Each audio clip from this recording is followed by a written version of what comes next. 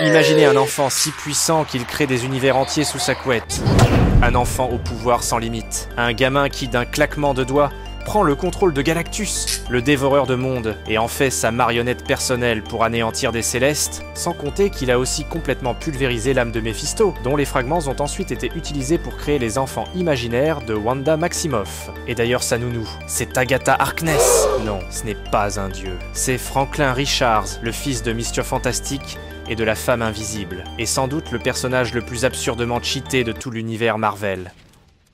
Bonjour à tous, et bienvenue dans la tanière du vilain geek. Aujourd'hui, tandis que tout le monde parle de l'arrivée des 4 Fantastiques dans le MCU, on va s'attaquer à un poids lourd. Un personnage dont le simple nom fait trembler les entités cosmiques. Franklin Richards. On sait qu'il sera présent dans le film, sauf qu'il n'est encore qu'un bébé. Mais je tiens à vous avertir que la version du personnage en live action, aussi puissante soit-elle, est beaucoup moins cheatée que dans les comics. Et pour une bonne raison, s'ils adaptaient fidèlement sa puissance, n'importe quel film du MCU durerait pas plus de 5 minutes. Thanos arrive, Franklin le transforme en jouet. Kang menace le multivers, Franklin efface ses timelines en bâillant. C'est simple, il n'y aurait plus d'enjeu. Pour vous donner une idée, il faut mieux comprendre la différence fondamentale entre lui et les autres héros, plus particulièrement ceux qu'on appelle les Reality Warpers. La plupart, comme la sorcière rouge à ses débuts, sont des manipulateurs de matière. Ils prennent ce qui existe déjà et le transforment. Franklin, lui, façonne la réalité au sens pur. Il n'a pas besoin de matière première, il crée à partir de rien. Il brise les lois de la physique comme on casse une brindille. Et à titre d'exemple plutôt banal, un jour, Norman Osborn débarque au Baxter Building pour menacer sa famille. Franklin, armé d'un pistolet en plastique, lui tire dessus. Et une vraie balle en sort. C'est ça, son niveau de pouvoir. Il pense, et la réalité obéit. Et croyez-moi, comme vous allez voir dans cette vidéo, il peut exercer ce pouvoir à une échelle cosmique beaucoup plus grande que la transformation d'un simple jouet d'enfant. Et c'est complètement fou.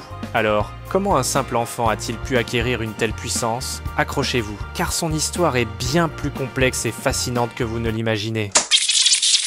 Tout commence dans Fantastic Four Annual numéro 6 en 1968. La naissance de Franklin n'a rien d'une partie de plaisir. En fait, c'était une véritable catastrophe annoncée. L'énergie cosmique qui a donné leur pouvoir aux 4 Fantastiques a eu un effet secondaire sur Sue Storm.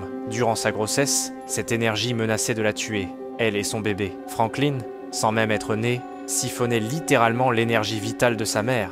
Pour les sauver, Reed Richards, Johnny Storm et la Chose n'ont pas eu d'autre choix que de voyager dans la zone négative, un univers d'antimatière, pour voler un artefact surpuissant, la baguette de contrôle cosmique, détenue par l'un des pires tyrans de cette dimension, Annihilus. C'est d'ailleurs leur première rencontre, un événement qui mènera plus tard à la terrible saga Annihilation. Bref, ils réussissent leur coup, reviennent et utilisent l'énergie de la baguette pour stabiliser Sue, qui accouche enfin d'un fils en bonne santé, Franklin Benjamin Richard. Et pendant des années, Marvel a laissé entendre que les pouvoirs de Franklin provenaient de cette exposition à la baguette de contrôle cosmique. Mais ça, c'était avant un gros changement, une redcon comme on dit. Dans les comics X-Men de 2006, une série sortie après que la sorcière rouge ait décimé la population mutante, Marvel a officiellement tranché, classifiant Franklin comme mutant, et pas n'importe lequel. Il a été classé comme un mutant de niveau Oméga, la catégorie la plus puissante qui soit. Sauf que voilà, ses pouvoirs étaient tellement immenses et incontrôlables qu'ils étaient un danger permanent. Et parce qu'il est un gosse, ce pouvoir de dingue se manifeste dans les situations les plus banales. Par exemple, frustré par un puzzle, le jeune Franklin s'est accidentellement vieilli lui-même en un adulte surpuissant appelé Avatar, semant le chaos sans même s'en rendre compte. Réalisant les dégâts qu'il avait causés, Franklin a repris sa forme d'enfant et s'est imposé à lui-même des verrous psychiques pour restreindre ses pouvoirs. Mais ça ne sera pas suffisant, et vous allez voir que l'étendue de son pouvoir ne fera que s'amplifier, tant pour le meilleur que pour le pire. Bien évidemment, des verrous psychiques ne peuvent pas contenir une puissance divine éternellement, tu vois? Et c'est là que ça devient complètement fou. La première démonstration de sa vraie puissance a eu lieu durant la saga Onslaught. Cette entité maléfique, née de la fusion des frustrations de Xavier et de la haine de Magneto, a kidnappé Franklin pour utiliser sa capacité à remodeler la réalité. Et à la fin de cette saga, eh bien tristement, les Avengers et les 4 Fantastiques se sacrifient pour vaincre Onslaught et sont présumés morts. Mais en réalité, ils ne sont pas morts. Le petit Franklin, dévasté par la perte de sa famille, a inconsciemment utilisé ses pouvoirs pour créer un univers de poche, une petite bille bleue qu'il gardait avec lui, et y a transporté tous les héros disparus. Il a littéralement créé l'univers de Heroes Reborn juste parce qu'il était triste. Un Céleste a dû intervenir pour le forcer à faire un choix et à ramener tout le monde dans l'univers principal. Et il fait ça sans broncher. Mais le summum de sa puissance, on le découvre dans la saga de Jonathan Hickman sur les 4 Fantastiques. C'est de là que viennent toutes les images folles que vous voyez sur internet. Un jour, une version adulte et badass de Franklin débarque du futur. Sa mission ? Réveiller les pouvoirs de son jeune alter ego pour sauver leur père, Reed Richards, d'une mort certaine. Le Franklin adulte commence alors à entraîner le jeune Franklin, lui apprenant à maîtriser son pouvoir de création. Et là, on le voit créer des soleils, des galaxies, des formes de vie.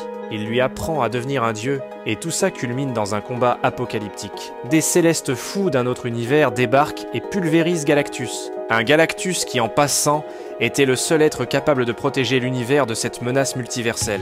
Donc un gros problème, mais pas pour Franklin. Le jeune Franklin transfère toute l'énergie qu'il a accumulée à son double du futur.